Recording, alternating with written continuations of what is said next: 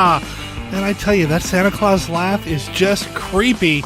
Welcome back to Monster Kid Radio. This is episode 58, and this is part 2 of our discussion with podcast legend Scott Morris and one of his favorite Christmas movies, Santa Claus Conquers the Martians from 1964. And we talked a little bit about the movie itself and some of the key players involved with the movie in part 1 of our discussion. In part 2, Scott's going to tell us about some of his favorite moments from the film. And if you remember my attitude toward the movie at the beginning of our discussion in part 1, well, I was a little lukewarm about it, but my heart softened, and I felt like a Jimmy Stewart It's a Wonderful Life Christmas miracle happen. By the time we got done talking about the film, I ended up loving the movie, and I think it is something I'm going to watch every Christmas. I might even try to track it down if it's available on DVD or VHS even, hosted by Elvira, or the Mystery Science Theater, or Riff Tracks, or Cinematic Titanic version. I do want to pick up the Kino edition that was released on Blu-ray not too long ago. That release did appear on the holiday gift guide, so I need to track that down. Now, Scott is the co-host of Disney Indiana, as well as 1951 Down Place. You can find links to those podcasts over on our website at monsterkidradio.net, where you'll also find information about how you can get a hold of us. You can email us at monsterkidradio@gmail.com or leave us a voicemail at 503-479-5MKR. That's 503-479-5657. You can find out everything else you need to know about Monster Kid Radio by going to that website, links to our Live 365 channel, our YouTube page, everything else we've got going on between episodes. You can find it there, or you can find it on our Facebook page or in our Facebook group. If you haven't already done so, please like us on Facebook or ask to join the group, and I'll make sure you get approved and you can start chatting it up with other listeners of the show between episodes. You know, I know it's the day after Christmas, but yes, I'm still feeling the holiday mood. So let's rush into part 2 of our discussion of Santa Claus Conquers the Martians with Scott Morris right after this. Hammer Film Productions began in 1934, and after producing almost 200 films and television programs, the studio is still releasing and re-releasing new and classic film titles. 1951 Down Place is the podcast that brings you the story of the great Hammer films, one movie at a time. Here are your hosts, describing what Hammer means to them. First is Casey. Hammer means the beautiful and glamorous women of Hammer horror, the engaging storytelling, and amazing period films. Joining him is Derek. Hammer means the incredible work of actors like Peter Cushing, Christopher Lee, and even Michael Ripper. The gothic storytelling, the incredible music, and the set pieces. And finally, here's Scott. A port city in the Canadian province of Ontario and Canada's 10th largest city. This boy has a lot to learn. Join our hosts as they make their journey through the Hammer Films catalogue and discuss each film with critical opinion, historical facts, production notes, and other information about these classic films. 1951 Down Place can be found in iTunes or their website, www.1951downplace.com. Oh, sorry, I thought you said Hamilton. 1951 Down Place, the home of Hammer Films discussion.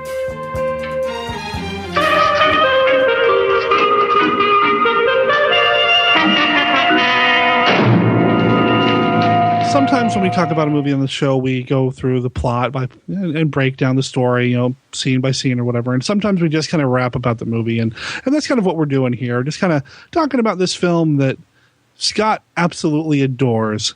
What are like 3 or 4 scenes of this movie that just stand out as your favorites? Well, I love the actual scene there at the beginning of the film with the newsman interviewing Santa, and John Call actually plays Santa how I don't want to say stereotypic, but how I always pictured when I was growing up what Santa would be. Okay. He's just this big toy maker, has the big laugh, and nothing bothers him. This newsman just knocks on his door a couple weeks before Christmas, his busiest time of the year, and he still takes up time to talk with him. And you see that they're all building, hand building toys and everything. And, of course they go over to talk to the elf that's ahead of the new toy division, and he's got a rocket ship that goes off a real rocket fuel. Yes. And of course built the Martian model of what he thinks a Martian looks like. But I just love that whole scene of seeing this little tiny Santa's workshop. It's just how I pictured Santa's Workshop being when I was a little Disney Indiana person. It's true. It does have that kind of classic feel. A lot of this movie feels like it was shot in the same storage unit, but a warehouse in New Jersey is actually where it was filmed. Yeah. But the Santa Claus Workshop set could have been the display area where you go get your picture taken with Santa at a Macy's department store somewhere. It had that kind of feel. Yeah, and easily, it was great. Yeah, easily a department store window at the very least. Yeah, and I did like that. So I love that scene. And it's important, I know you, not to cut you off, it's interesting because later in the movie, when Santa Claus is making toys on Mars, it's a stark contrast. And that's what I was going to say. It really sets up this great contrast because the workshop that they build him on Mars is very push-button, futuristic. You press a button and 3 baseball bats come out of the wall type of thing. So it's like comparing the classic way of building toys to mass manufacturing. And Santa feels kind of disappointed by it because all he does is sit there and press buttons all day. They ask him at one point, "How'd your day go, Santa?" "Well, my finger sure is tired from hitting that button all the time." The scene in the Martian toy shop is probably the only time you see Santa in another mood other than jolly, because he's a little melancholy. Oh, good point. Because he talks about, here I am, the great toy maker, just reduced to pressing buttons, which was kind of sad. Well, there's that, and there's that one other moment where Santa Claus he's trying to look at the bright side because he's Santa Claus. "Well, we've got all this automation here. Looks like I'll be able to get back home to Earth to do Christmas for the Earth children." "No, Santa, you're staying on Mars. You can never leave." Moment. It's like, oh. But another scene that I really like in the film is when Santa and the kids are trapped in the airlock by Voldar. For being a movie aimed at kids, there are some scary moments in this. Yes. I mean, obviously, the kids are going to be okay, but I'm trying to imagine myself as like a 5 or 6 year old watching this movie. I'm assuming theatrically on the big screen, although it does feel like it might have been made for television because there are some perfectly placed commercial fade outs and fade ins. Yes. I'm trying to imagine myself as a kid being freaked out that Santa Claus and the kids are in an airlock about to be sucked out into space. The way they get out of that is perfect for this film and fits into the Santa lore just great. Are we going through? Yeah, go ahead. No, we're spoiling. I mean, they're in this little tiny room that's got a door to inside the ship and a door to outside. The one inside the ship is locked, and the countdown has started by Voldar that will open the outside door. But there's a little tiny air vent that's probably about the size around as a basketball, maybe. It looks like something you would see on an old steamer ship that would be on deck that you could climb down in through that you always see in films. Mm-hmm. Except for it's up, hanging from the ceiling down. And then you go to the control room of the ship and you see Voldar. Just as the time goes by, Kimar comes in and says, "Where's Santa and the kids?" "Oh, they're now floating in space." So then they have this really wonderfully choreographed fight. But Santa and the kids come in right in the middle of the fight like nothing happened. Ho, ho, ho. I just love that whole sequence. On the one hand, it is, like you said, fitting with the Santa Claus lore. He can slip through a chimney, no problem. But on the other hand, we were kind of robbed of how he escaped. Yeah, they don't actually show it. We didn't get to see it. There was probably no budget in the special effects to shrink him and the kids down to go through the... Yeah. But I like that scene. And then in all its goofiness that reminds me of classic pie fight movies, I love when they defeat Voldar with all the toys. You've got the 2 Earth kids, you've got the 2 Martians, and you've got Santa there. Santa's not really taking a part in it. He's just there with his bubble pipe, watching the whole thing, just laughing. And the kids are basically throwing every toy that they've built, and they've got little plastic bows and arrows and a little pop gun, and wooden airplanes are throwing at Voldar, and he's just getting attacked from all different directions. Yep. It's in the style of a classic pie fight in a classic movie. When I was watching it, I immediately, for whatever reason, started thinking about 1992's film Toys with Robin Williams, because there's a scene in that movie where they use all the toys to kind of defeat the bad guy as well. And I can't decide which film did it better. But yeah, that's definitely the vibe that I got. And it's a fun little scene. And now this is probably something that you would not have seen in a Santa Claus movie. Like if they made this movie now, it seems like a lot of the Santa Claus films, Christmas films that have an actual Santa showing toys and toy making to the kids, that sort of thing. At least it was like this maybe when I was about to hit my teens, right when I'm starting to get out of the whole Santa Claus thing. It seems like a lot of the Christmas movies, Santa Claus would go out of his way and say, well, we don't make toy guns. We don't make toys out of war and things like that, So I feel like maybe that's a difference between that era and now. I don't know. Am I making sense? That I go on a tangent? You wouldn't see Santa making any kind of toys that would be confused for weapons at all. Yeah. I mean, the bow and arrow wouldn't be there. The pop guns wouldn't be there. But back in the 60s, I don't know. Is that a more innocent time? I don't know. But yeah, I mean, you even have the toys. So I love the toy soldiers. I actually thought some of the toys that we got to see on display here were pretty cool. There was a lot of the tin wind-up style little toys that were on the ground. There was a little drummer boy. There was a line of soldiers, a couple of tanks that the kids had wound up and were advancing on Voldar. And so there was a couple quick shots of those, and those toys were cool. Yeah, they were really neat. I'm sure they were just available. Yeah, they went down to the 5 and dime. And yeah. Well, we got a drugstore around the corner. Go clear them out, all right? All right. And that bubble pipe that he smokes, man, I hated bubble pipes as a kid. Hated them. The first time I tried to use a bubble pipe when I was a little kid, I ended up sucking a mouthful of the bubble fluid, and I hated them ever since. That actually surprised me that they showed him with a bubble pipe and not a real pipe, because if it was today, I would say a bubble pipe. But back then, I'm surprised it wasn't a real pipe. That's a really good point. Huh. It was ahead of its time. So this movie just came out on Blu-ray for some reason or other, courtesy of Kino. Just for me. Just for Scott. Yeah, Merry Christmas, Scott. And yes, and I picked it up when Derek and I decided to watch this film. I realized I had a DVD copy that I had bought at a grocery store for like $2 one year. I mean, it's public domain, so right. Anybody, yeah. But when I saw that there was a Blu-ray special out there that had some special features, I thought, I'm going to track that down. So I ended up ordering it. But the special features really don't have anything to do with Santa Claus Conquers the Martians. I mean, that's a shame. There is a trailer that they made recently for the film, but it's actually on the disc, but it's actually for the disc itself. The trailer's like 2.5 minutes. The first half of it is about Santa Claus Conquers the Martians, and then the other half is about this 45-minute special feature that comes with the disc. Now, this is of the same era from the 60s, a lot of theater ads for Christmas. So, the management of this theater likes to wish you a Merry Christmas and thanks for coming out to the theater. And, there's Sherry Lewis and Lamb Chop. There's also some old commercials like Ozzie and Harriet for Kodak, and they have all these different Kodak Brownie cameras for $6 that you can get for Christmas. And there's also several classic 2-3 minute cartoons of Christmas and stuff. But It's about 45 minutes in length, and it's as kitschy as the film is. It's another snapshot of 60s Christmas.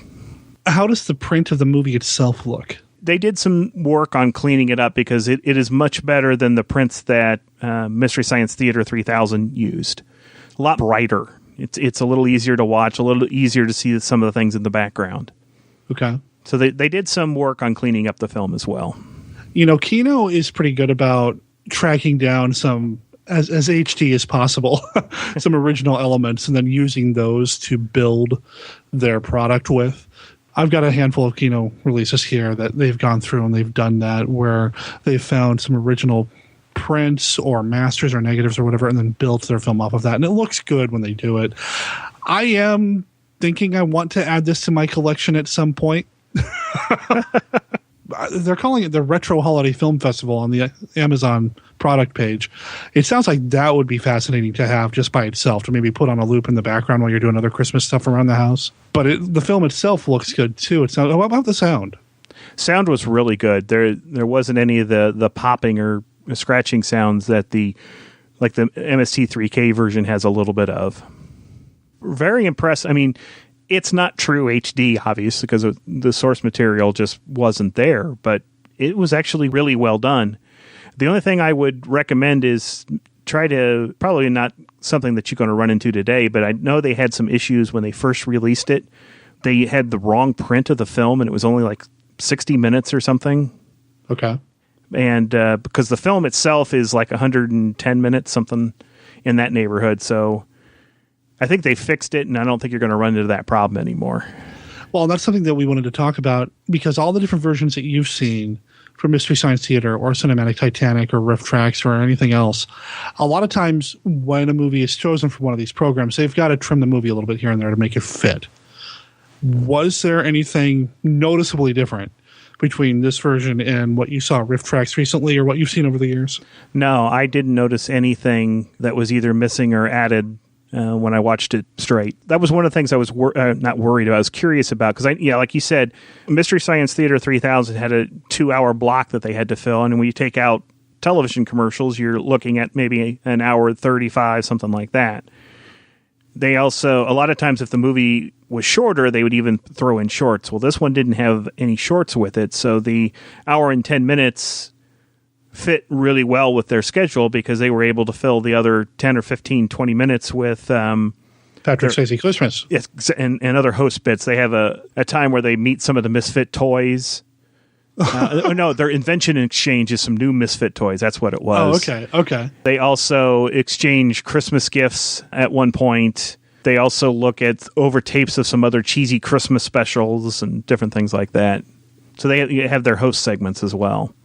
Is Santa Claus Conquers the Martians available on Blu-ray or DVD as part of the Mystery Science Theater or releases? I know it is in multiple different ways, because they put it out in a set. Now, yes, there was Mystery Science Theater 3000's The Essentials came out in 2004, which has Monos, The Hands of Fate, and Santa Claus Conquers the Martians. Wow, that's a double feature. But that one is out of print, so that one would be a little bit more difficult to get, because that was put out by Rhino, and Rhino no longer puts out the DVDs for Mystery Science Theater 3000. Well, if it's out of print, I mean, you might be able to find a used copy of it somewhere. Yes. Yeah, Amazon has used copies of the Essentials. Is there a collectability or a collector's market for these older Mystery Science Theater movies or releases? Well, there was one version that they put out that had one of the Godzilla films on it, and they realized they didn't have the rights to release it, and they had to pull it, and then they replaced it with something else. So there's like 10 and 10.1, I think a lot of the collectors call it, or 10.2. But if you can find the original with the Godzilla film on it, that one is collectible. I unfortunately don't have that one. But the cinematic Titanic version of Santa Claus Conquers the Martians is available on Amazon. And unfortunately, the Riff Tracks version that they did live is not available either. But you can track down the cinematic Titanic version. If you want to find the movie straight, it's in the public domain, and it's on many, many, many different formats. Yeah, I mean, I see it on YouTube. I'm sure it's on archive.org as well. I think that's the link that you sent me at one point, was the archive.org. And I've got a Roku as well, so I'm sure I can track it down on a number of the public domain channels on my Roku if I just have to watch it again. Is this something you're going to watch every year? I think so. I'm sure I will watch it again. Like I said, it's so much fun. Now, while I was watching it, I had seen it many times riffed, and I was when a scene would come up and I knew a certain riff that I really liked, it popped into my mind watching it again, and that might have made it easier for me to watch it over you. I don't know. Well, I guess for me, like I said, I struggled with a little bit of it. I guess I'm not his target audience. I'm not a kid in the 60s. And, as I said earlier, when it came to Mystery Science Theater, when I was originally into it, awesome, but I did drift away from it over the years. I've, over the past couple of years, started to get back into Mystery Science Theater. Scott's made it real easy for me. He's, kind of guided me back to the path of being a Misty. And, when I watch a movie like this, I can't help but think, of course, this was made for Mystery Science Theater. I mean, this is where this movie lives and dies. I mean, it's on Mystery Science Theater at this point. Well, you also, growing up, was more of a monster kid over a sci-fi kid like me. And This is more in the sci-fi realm than it is in the monster realm. Yeah, I can see that. I mean, I was calling them monsters earlier, but the Martians are about as monstrous as you're going to get. Although I love Torg. Yeah, Torg's I love great. Torg. And then, of course, a sequel about Torg. And of course, this film, another thing that was big when films like this were made, there's some stock footage.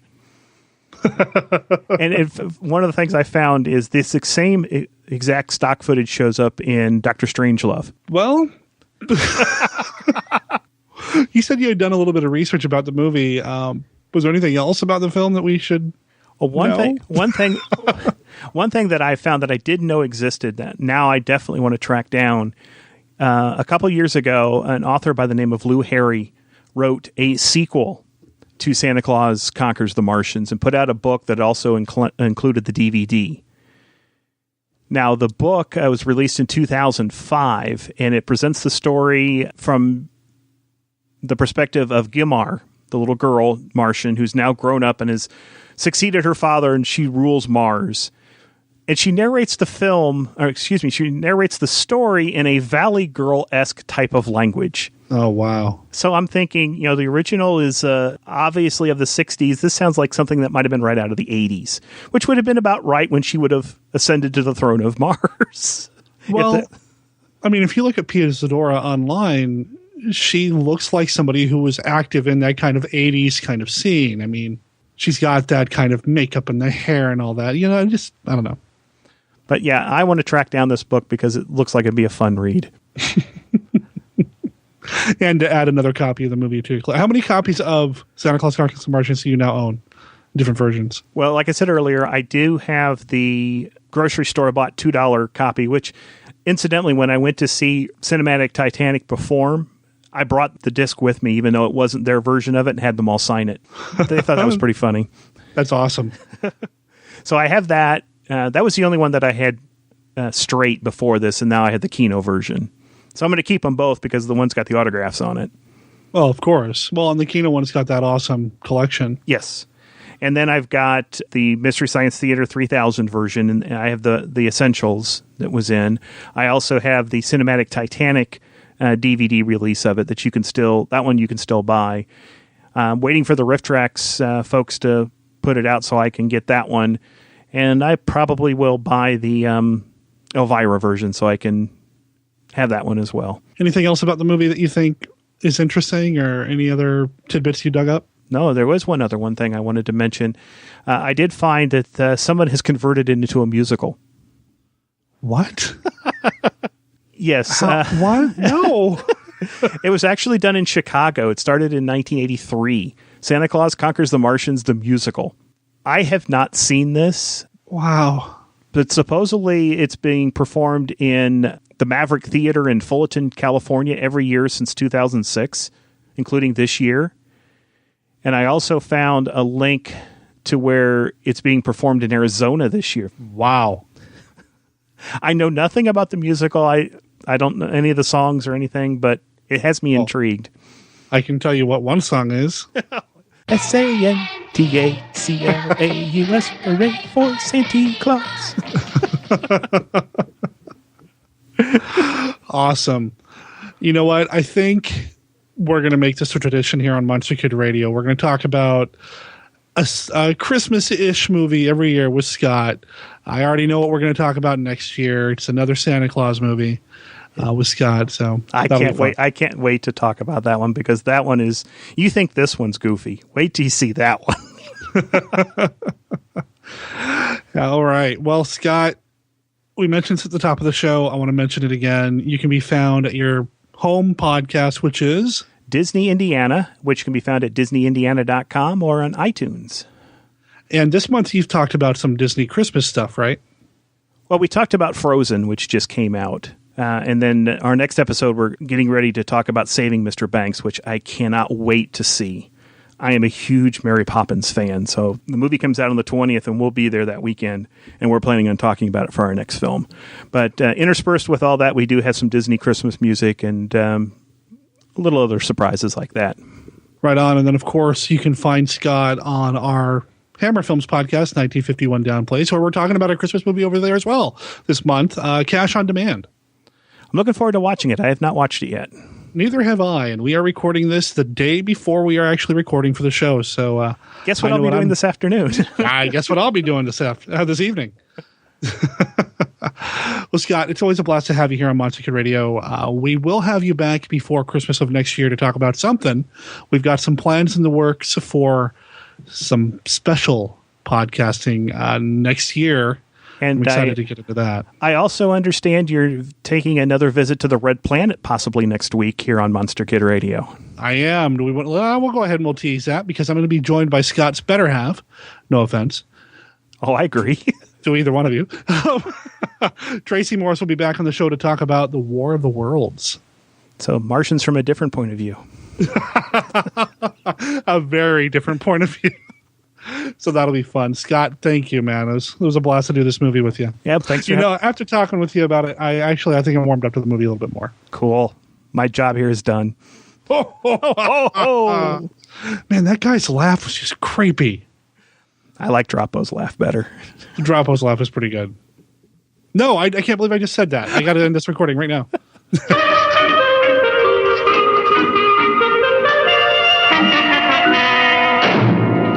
If you're really feeling the holiday spirit and want to keep it going through the rest of the month, the podcast that Scott and I co-host with Casey Criswell, 1951 Downplays, the Hammer Films podcast. Well, this month we're covering the movie Cash on Demand, which is one of the only, if not the only, Hammer film that explicitly takes place during Christmas time. It stars Peter Cushing, so you know it's a winning film. That episode will be coming out later this month. Head over to 1951downplace.com to find out more about that podcast, or just look us up in iTunes or Stitcher Radio on your smartphone. And I know I've said it before, I'm going to say it again. Every time Scott Morris or his wife Tracy appears on the show, they do me a solid because they record the audio on their end, which for some reason or other comes through much clearer than if I had tried to record it on my end. I don't know if they've got some sort of magic pixie dust in their system, some sort of connection with the higher-ups, with the mouse ears. I don't know what it is, but their recording always sounds so much better. So I want to say thank you to Scott and Tracy for always recording the audio every time we get together and chat it up for a podcast. Speaking of Tracy, she's our guest next week when we're going to talk about, well, a classic alien invasion film, the original War of the Worlds. And that's going to be a fun discussion. So come back next week for that. Monster Kid Radio is a registered service mark of Monster Kid Radio LLC. All original content of Monster Kid Radio by Monster Kid Radio LLC is licensed under a Creative Commons Attribution, Non-Commercial, No Derivatives 3.0 Unported license. Of course, I cannot lay claim to the song Hooray for Santa Claus by Milton DeLugg and the Little Eskimos. It appears in the public domain film Santa Claus Conquers the Martians, and, I just gotta listen to it one more time this holiday season. Talk to you next week.